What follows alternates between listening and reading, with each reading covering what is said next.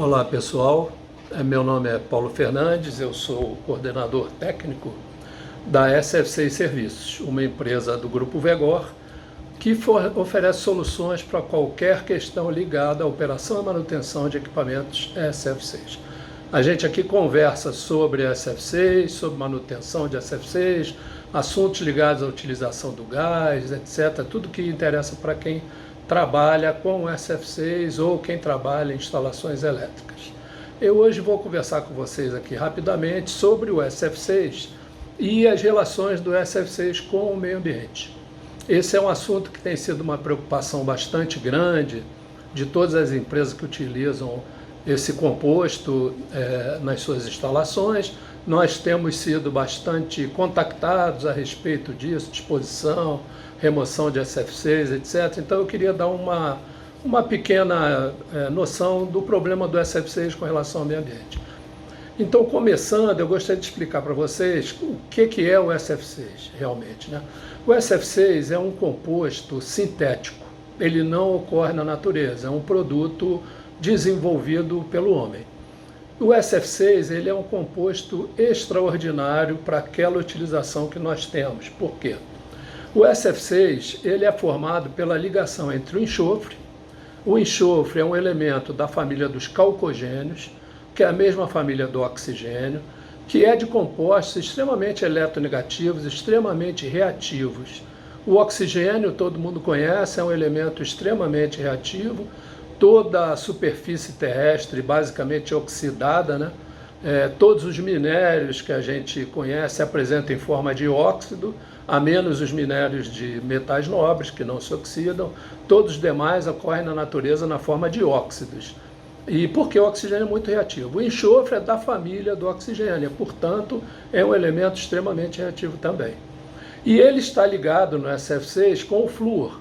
O flúor é um halogênio. Os halogênios são exatamente os elementos mais eletronegativos do universo. São aqueles mais reativos que a gente pode encontrar na natureza. E entre os halogênios, o mais reativo é exatamente o flúor. Então, o SFCs é uma molécula extremamente estável. As ligações enxofre e flúor são ligações muito fortes, ligações moleculares muito fortes, que é preciso muita energia para a gente formar e para desfazer essa ligação. Isso dá as propriedades boas do SFCs, que a gente vai comentar, ao mesmo tempo que dá as propriedades ruins. O SFCs é um gás que a gente pode considerar ele praticamente inerte. Quem já trabalhou com SFCs sabe que ele não tem cor, não tem cheiro, não é inflamável, não é corrosivo, não é reativo. O SFCs é um gás inerte, não perigoso, que a gente pode manipular com uma certa facilidade. Porém, o SFCs de fato apresenta uma grande influência no aquecimento global. Isso a gente já vai explicar daqui a pouquinho. As utilizações que a gente tem mais comuns, mais importantes para o SFCs, estão no isolamento elétrico. Então, o SFCs é um gás cuja capacidade isolante varia com a pressão que ele está submetido, né? Então a pressão de trabalho dele varia um pouco, mas sempre acima da atmosférica, digamos, entre 3 a 9 bar de pressão, a grosso modo 3 a 9 atmosferas de pressão. Ele tem uma capacidade de isolamento nessa faixa de pressão aproximadamente 6,5 vezes maior do que a capacidade de isolamento do ar atmosférico. Isso significa o seguinte: se a gente fosse fazer uma subestação ao ar, nós precisaríamos manter uma determinada distância entre os condutores para evitar a passagem de corrente entre esses condutores. E uma certa altura para evitar que a passagem de corrente entre o condutor e a terra.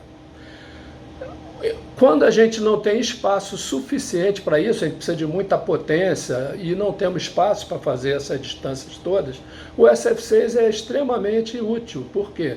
A gente encapsula todos os condutores e outros elementos energizados em invólucros cheios de SFCs a uma dada pressão, e a gente pode colocar um condutor bem pertinho do outro, bem pertinho do chão, que não vai haver passagem de corrente, não vai haver descarga, as perdas são menores, e outras coisas outros detalhes de a indução eletromagnética é menor de um condutor para o outro, a capacitância é menor.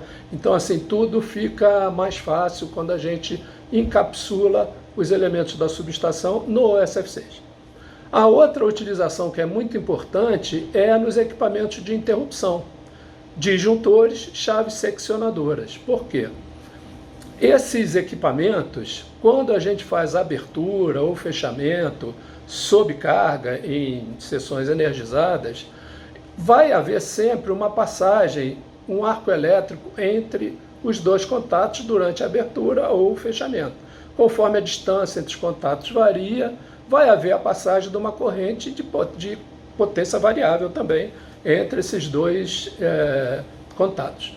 O gás SF6, ele por ser formado por uma ligação tão forte, quando o arco elétrico decompõe o SF6, ele decompõe em enxofre e flúor, ou seja, ele absorve toda aquela energia elétrica e se decompõe nos seus elementos fundamentais. Então ele absorveu a energia do ar. Logo em seguida, como eles são muito ávidos um pelo outro, eles se recombinam. Quando eles se recombinam, instantaneamente, eles devolvem toda aquela energia elétrica que foi absorvida na forma de energia térmica para o ambiente. Isso faz com que o gás esquente a câmara de extinção, faz a circulação do gás na câmara, e isso faz com que o efeito de extinção de arco seja ainda mais rápido e mais eficiente. Por isso, o SF6 é tão importante no setor elétrico, no sistema elétrico como um todo. Qual é o problema do SF6 com o meio ambiente?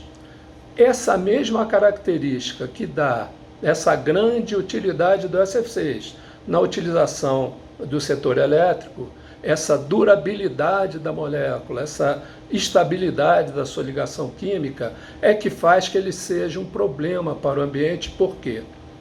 Essas ligações são muito difíceis de se romper. Então, na natureza, ele não se decompõe.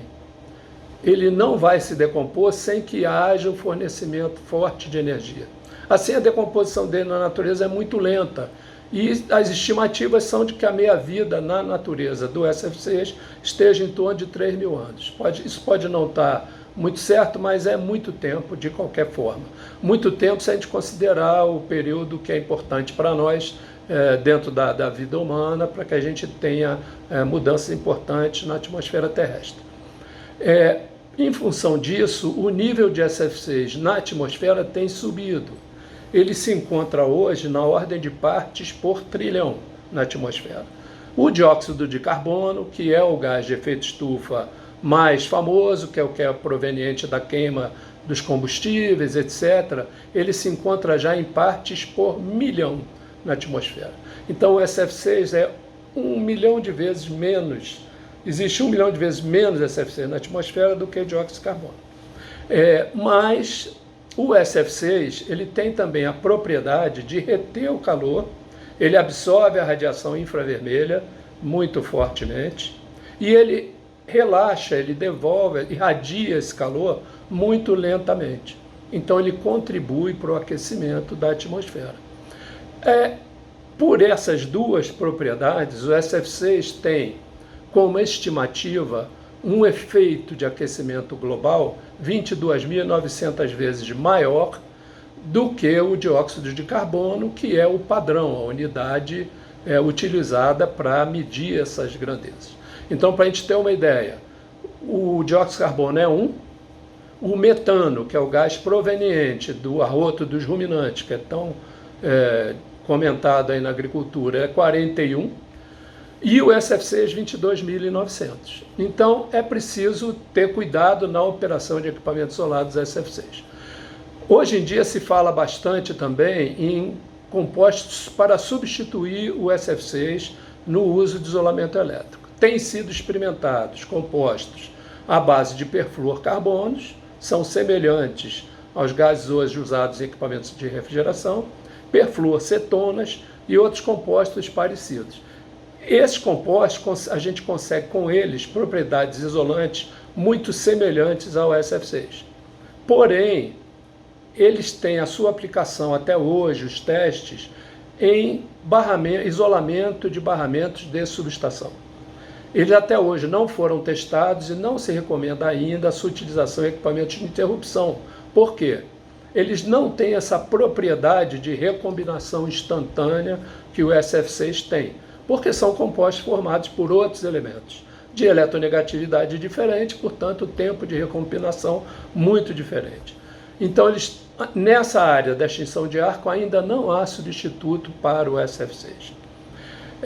Então, isso faz com que a operação, manuseio, manutenção de SF6 precisa ser feita sempre com muito cuidado para evitar perdas para a atmosfera.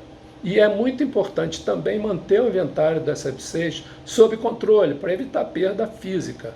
Então, por exemplo, um cilindro que você perdeu, ele vai se decompor, enferrujar, e aquele gás vai para a atmosfera. Aquele cilindro que você usou, sobrou um restinho, tem SF6 ali, pelo qual a empresa é responsável, né? Então, é muito importante ter em conta que o manuseio do SF6 tem que ser muito cuidadoso no sentido de evitar vazamentos. Tá bom, pessoal? Isso é o que a gente queria conversar com vocês por hoje. Espero que vocês tenham gostado. Se vocês gostaram do conteúdo, por favor, dá um like aí no nosso vídeo. Compartilha com um amigo, um colega de trabalho que você acha que pode ter interesse nesse assunto.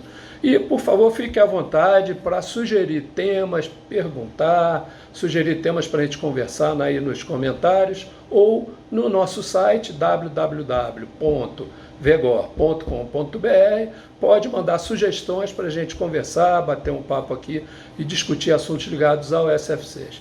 Muito obrigado aí por assistir o vídeo até o final. Um grande abraço para todos.